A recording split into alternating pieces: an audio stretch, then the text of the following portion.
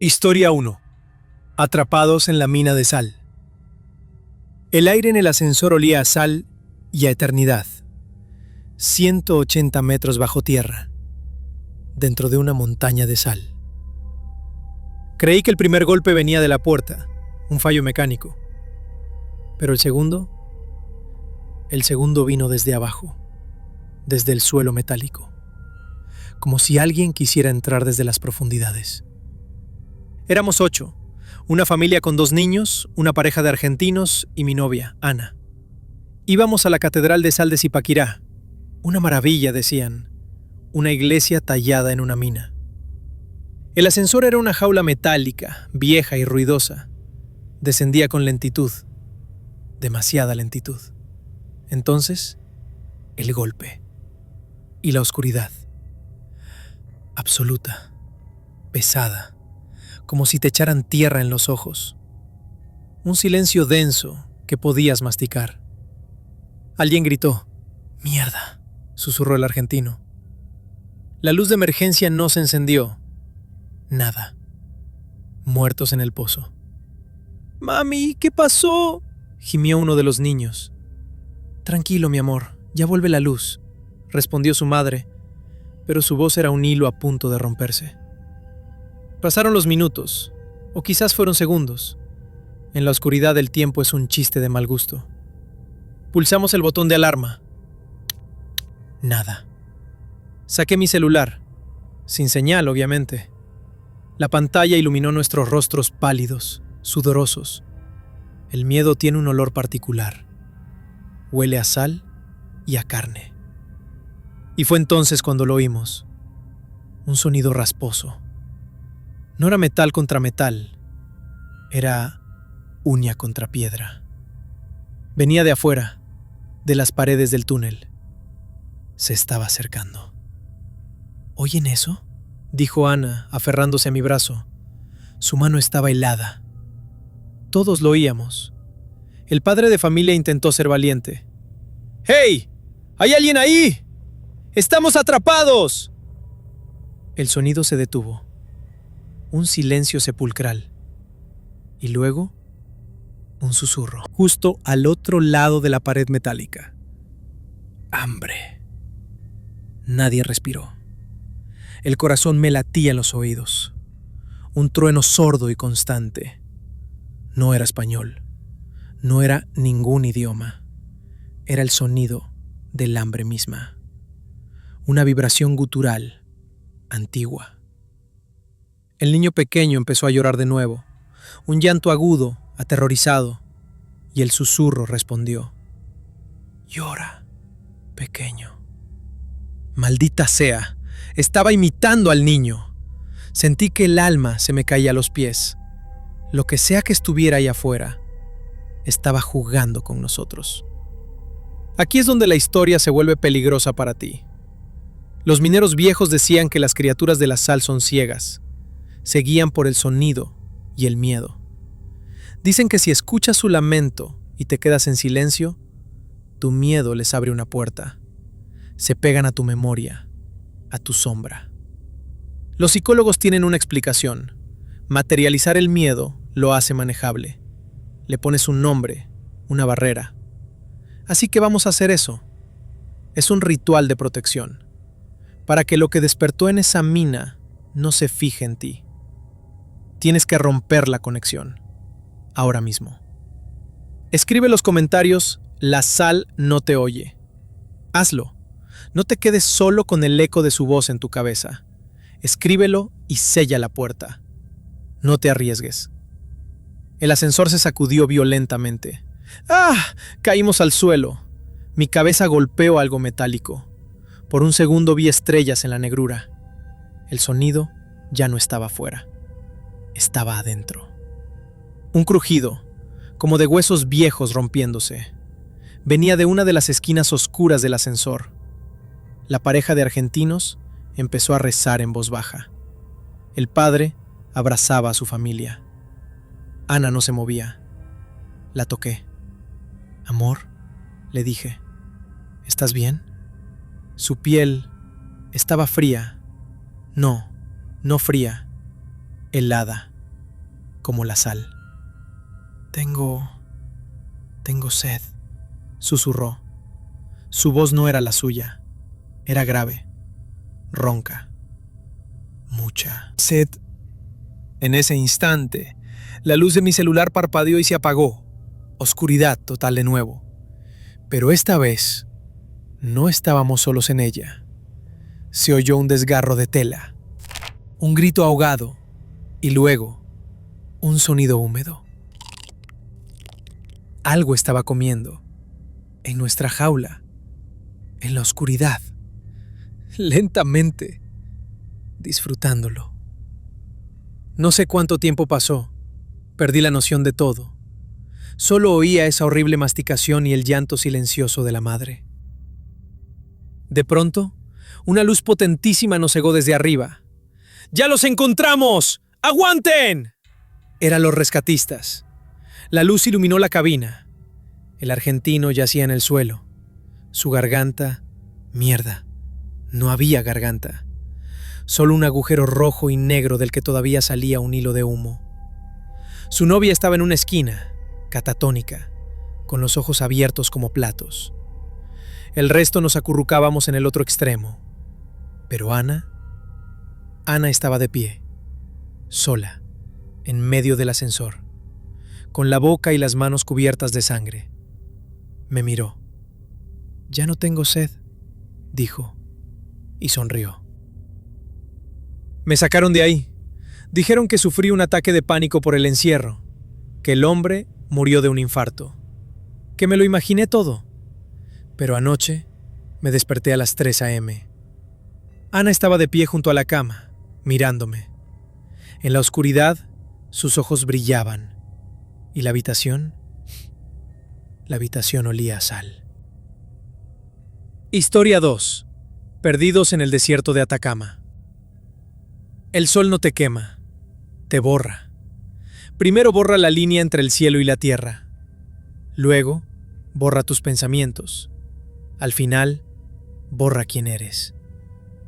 La figura en el horizonte no era un cactus. Tenía brazos y estaba caminando hacia nosotros. El motor había muerto hacía 6 horas.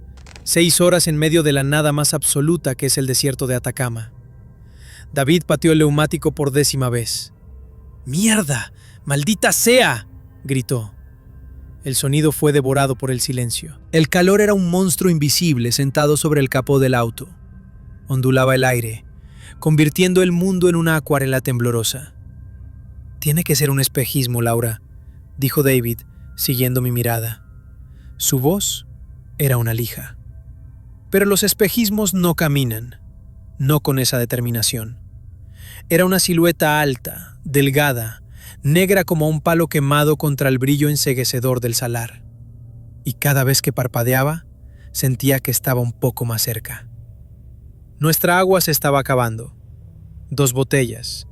El sol las había calentado hasta convertirlas en un caldo de plástico. Cada trago era un insulto, un recordatorio de la estupidez que nos llevó allí. Un atajo, había dicho David, un atajo al infierno. Pasó 1 hora, o 3. El tiempo era un chicle estirado. La figura ya no estaba en el horizonte, estaba a medio camino. Podía ver que sus brazos eran largos, demasiado largos. Colgaban a los lados de su cuerpo de una forma que no era natural. «David, se está acercando», susurré. «Es el calor, amor. El cerebro te juega trucos», respondió, pero ya no miraba. Se había refugiado en la pequeña sombra del auto, con la cabeza entre las manos. Pero el viento no traía alivio. Traía un sonido. Un susurro seco, como de hojas muertas arrastrándose por la arena, y venía de la dirección de la figura. Aquí es cuando te pido que hagas algo. Los antiguos habitantes de este desierto sabían que el sol es un dios embustero.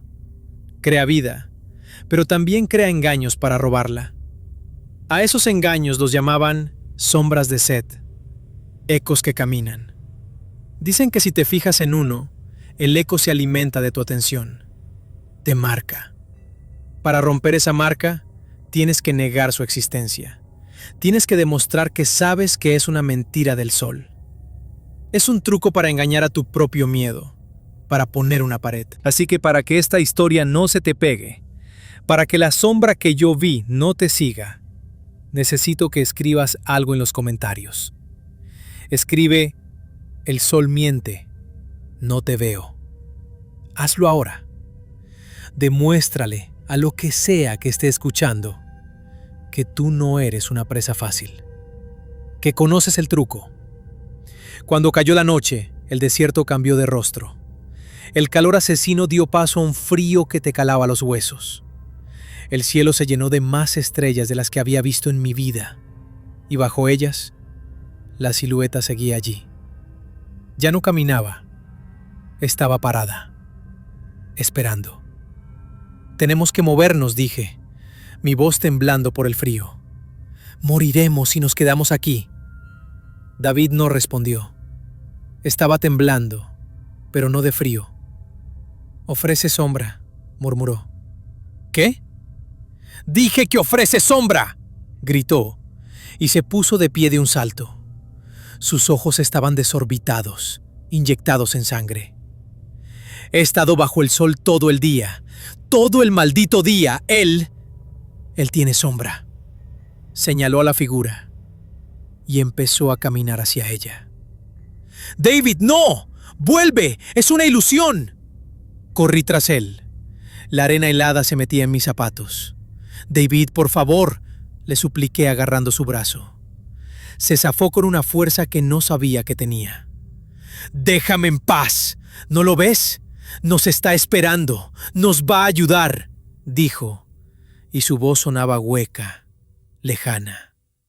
Se giró y siguió caminando hacia la oscuridad, hacia esa cosa. Yo me quedé paralizada, viéndolo alejarse. Cuando estaba a solo unos metros de la figura, se detuvo. Se giró para mirarme una última vez. Hay tanta sombra, dijo con una sonrisa extraña. Y entonces, la figura levantó uno de sus brazos increíblemente largos. No lo tocó. Simplemente proyectó su sombra sobre él. Y David se deshizo, como un puñado de arena seca cayendo al suelo. La figura se quedó quieta un momento. Luego, lentamente, se giró hacia mí y empezó a caminar de nuevo. No recuerdo cómo me encontraron. Solo recuerdo la luz de los focos de una camioneta y una voz amable diciéndome que todo estaría bien. En el hospital, el doctor me dijo que tuve suerte, que la deshidratación severa causa alucinaciones terribles. Asentí. Me dieron el alta esta mañana. Mientras firmaba los papeles en el mostrador, noté algo.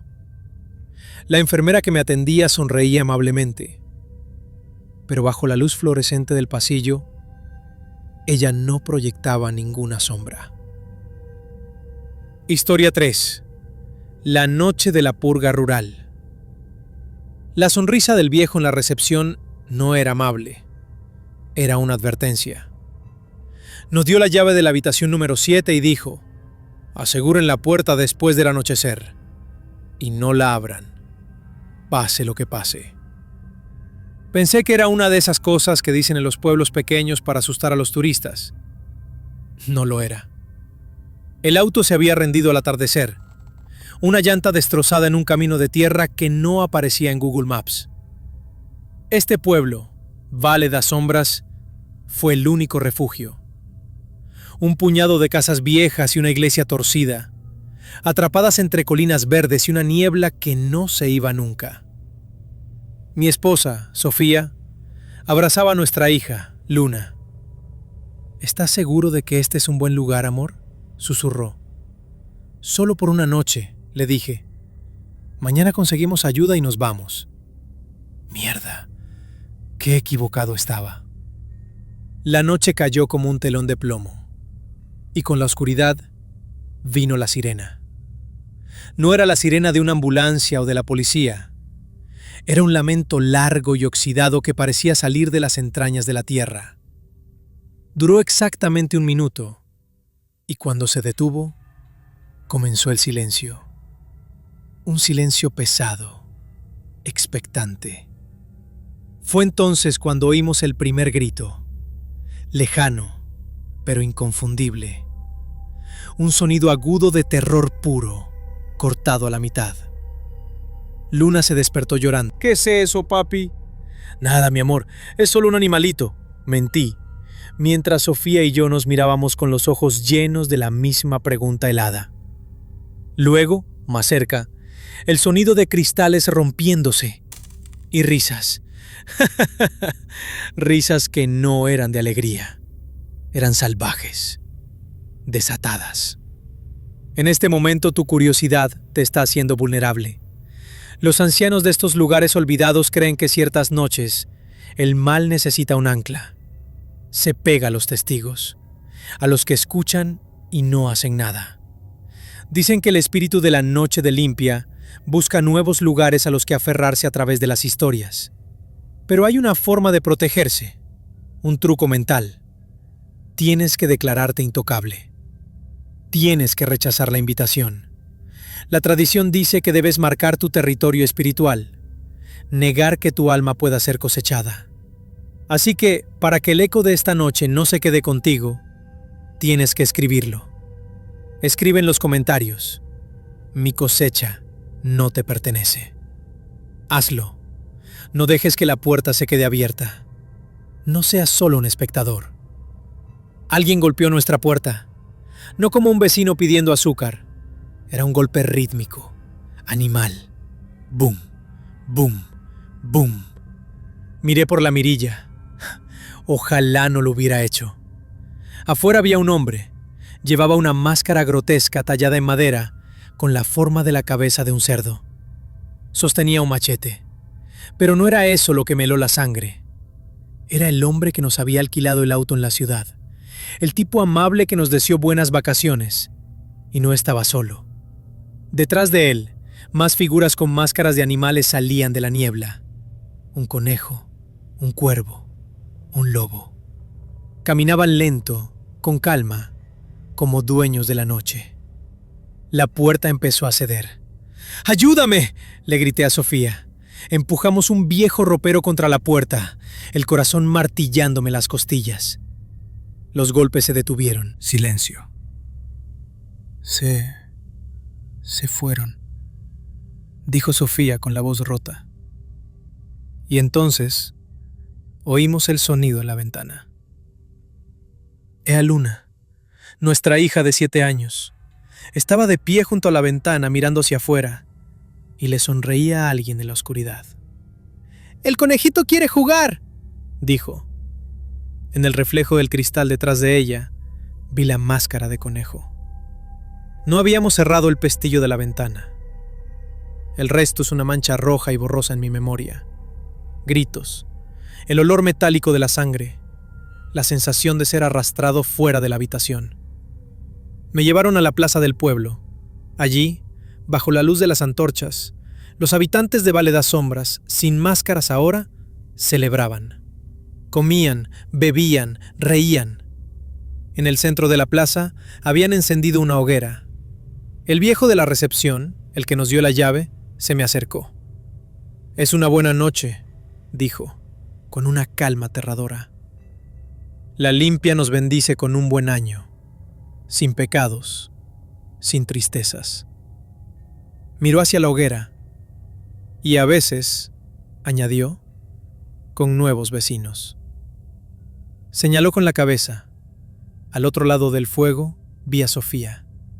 Estaba de pie, quieta, con la mirada perdida. A su lado, un hombre le ofrecía una máscara de madera sin pintar. Ella la tomó. Logré escapar al amanecer, no sé cómo. Corrí hasta que mis pulmones ardieron y mis pies sangraron. Ahora estoy en una estación de policía en el pueblo más cercano. Me miran como si estuviera loco. Dicen que Valle das Sombras no existe, que no hay ningún registro de ese lugar. Mientras el oficial anota mi declaración, levanto la vista. Colgado en su pared, junto a su diploma, hay un calendario.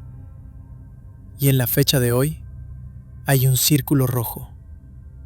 Dentro del círculo, dibujado a mano con tinta negra, hay una pequeña cara sonriente.